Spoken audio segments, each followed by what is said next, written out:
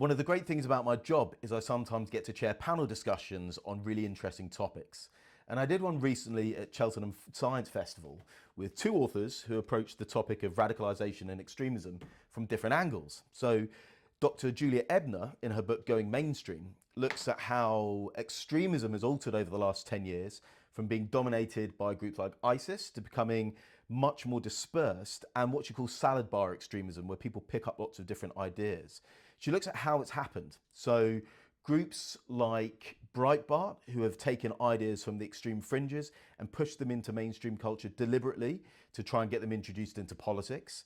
The impact of social media, the impact of COVID, not only on isolating people, but also giving rise to lots of conspiracy theories, and techniques like provoking backlash on things like trans rights to introduce new groups to perhaps extreme ideas.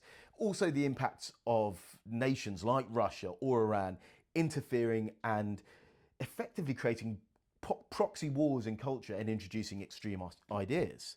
Dr. Leo Zimmergrod takes a psychology and neuroscience approach. So she looks at particular psychological characteristics, whether you're dogmatic or rigid, or whether you are flexible in your thinking. And it turns out that whether you have extreme leftist or extreme right-wing ideas, you will have the same kind of brain structure of rigidity and inflexibility. And actually, she even suggests that there are brain structures that make you more likely to have that kind of rigid and flexible thinking. She even goes so far as to explore the impact of genetics on this.